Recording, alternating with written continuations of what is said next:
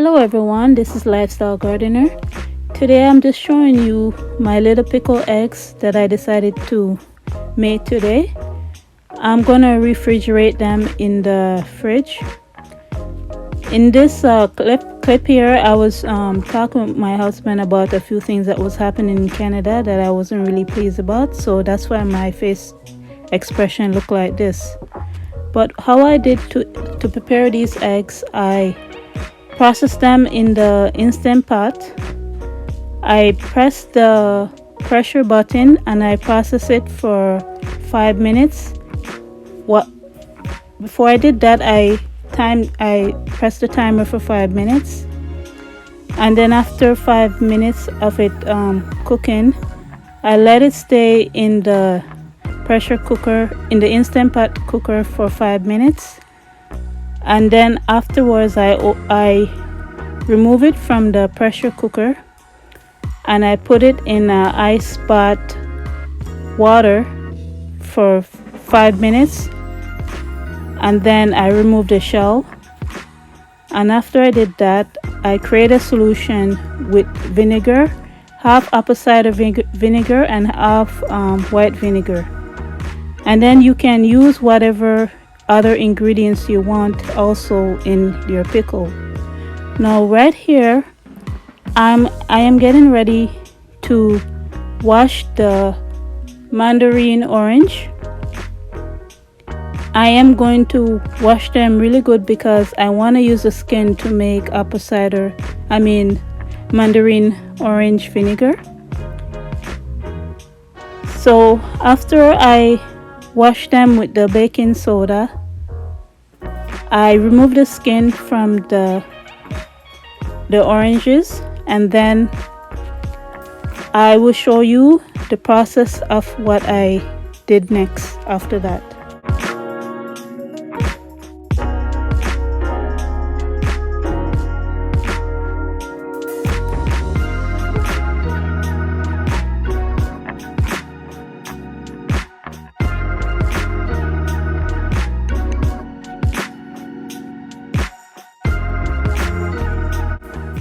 As you can see here, I remove the fruits and I separate them and I put them in the pint size containers, and I put the peels in the 1 gallon bottle. And I'm getting myself set up because I'm gonna preserve these oranges in the steam canner. So the water solution that I created was I believe I put 1 cup of sugar. You can put as much sugar as you want in the water solution. And then I make sure I turn it on to the stove, and I make sure it came to a boil to make the sugar melted.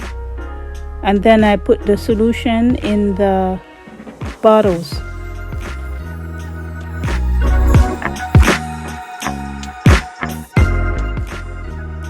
Whenever you're going to preserve anything with liquid and solid food, you have to debubble it. This is what I'm doing with the chopstick here. I'm debubbling the water to release any packet of gas inside. What was so funny, I didn't buy the mandarin orange for the orange itself. I actually bought it for the skin because I was saying it'd be really nice if I had vinegar that smells like orange, and I could use it maybe in cooking or in cleaning, or even use it in laundry or something like to that degree. So I bought the mandarin orange because I got a whole box, I think about 5 pounds, for a good price.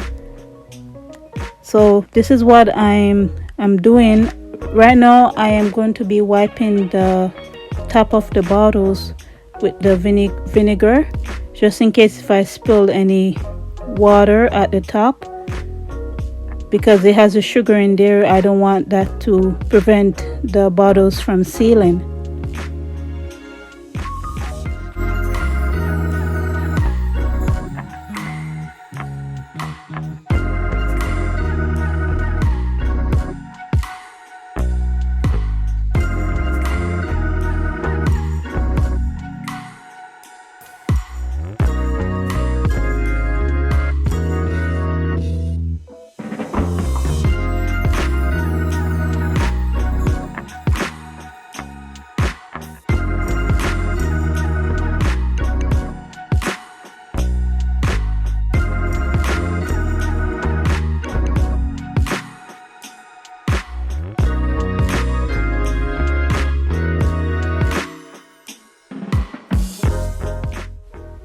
So I'm gonna bring them over to the steam canner now.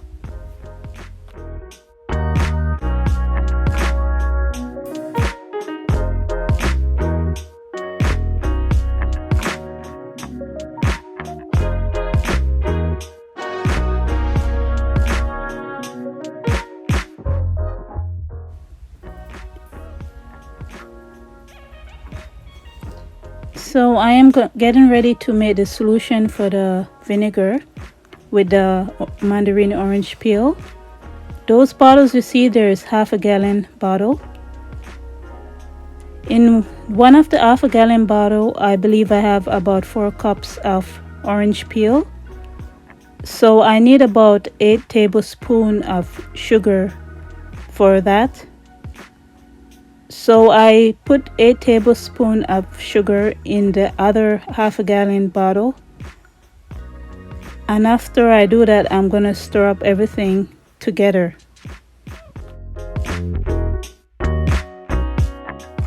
They don't recommend using tap water, but if you have to use tap water, you have to boil it on the stove boil it on the stove and bring it to a boil at least for 10 minutes. Then you let it rest for 24 hours before using it. Try to use water from the bottle or filtered water.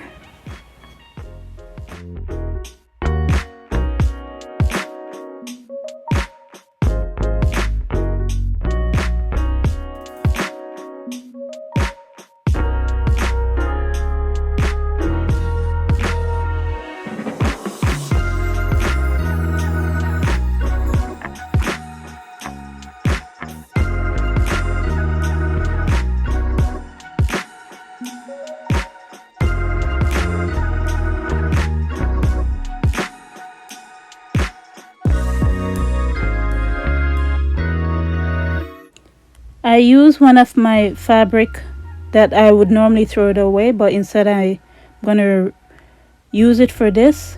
It's clean, and I put it over the bottle, and then I'm going to put a rubber band around the bottle to keep away any dirt or any fruit flies or anything that can go inside.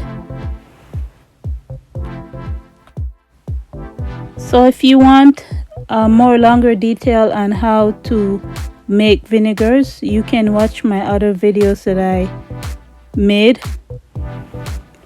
Next, I am going to show you what the mandarin orange look like after I take it out from the steam canner. This is what they look like. So I also decided I wanted to make banana vinegar. So I got some organic bananas and I clean it really good the same way with the baking soda. And I am going to make the vinegar with the banana peel. As you guys know, banana peel have a lot of potassium in it. And people don't normally use the banana peel, but there's a lot of health benefit in a banana peel if you do your research. Some people actually use it in their cooking. I never did that, but I remember when I was a child in Jamaica, when they make a soup with bananas, some people don't remove the skin. Some people, they use the green bananas. The green bananas is also edible too. Some people don't remove the green banana skin when they're making their soup. And I tried that with the skin and it actually tastes okay. It's not a big deal. So I'm separating the banana peel from the fruit.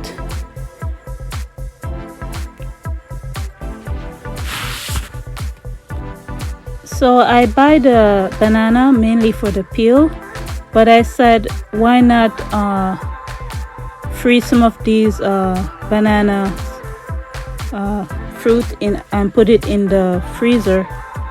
So that's what I decided to do with the fruits. I'm gonna freeze it and maybe put it in my smoothie or make banana ice cream. They call it banana ice cream.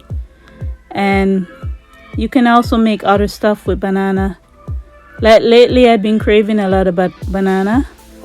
So I'll show you what I did with those fruits.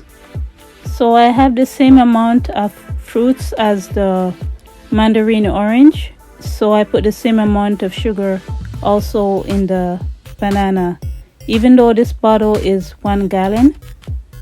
What you can do also with when you're making vinegar, you can get a big bottle like this and keep refilling it with whatever fruits you want to refill it with. Every time you put a cup of fruits in there, you have to put 2 tablespoons of sugar in there and keep refilling it with water, sugar, and fruits until it reaches to certain heights. That's another way you can make vinegar. You don't have to wait till you have a whole bunch of fruits or vegetables or whatever it is to make your vinegar. So I was thinking maybe next week when I go grocery shopping, I'm gonna get more bananas and put it on top of these bananas in this bottle and keep refilling it until it reaches to the height that I want. The goal for making vinegar, I think you have to make it at least for 6 weeks, but I believe you can make it longer than that before using it.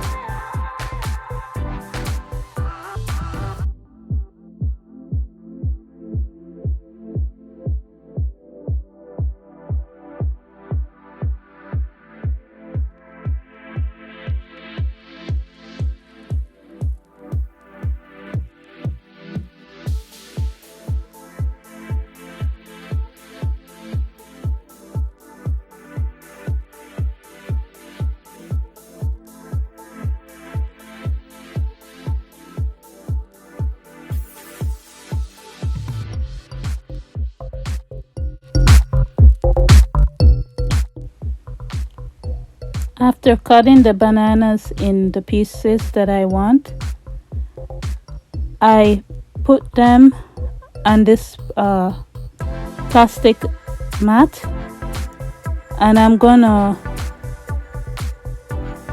separate them as far as I can, because I'm gonna pre-freeze them first in the freezer separately, at least for a few hours, 4 hours or 2 hours or even overnight.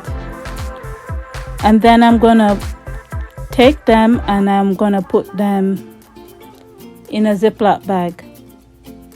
Actually, I didn't keep them on the plastic mat. I keep them on my glass cutting board. Nothing to hold me back, take my time, just enjoy the ride. I know man, passing by, life is good, best I've ever felt. So this is what they look like when I remove them from the freezer. So I use a metal spatula to remove them, and then I put it in a Ziploc bag and then I store it in the freezer. Okay everyone, I talk to you another day.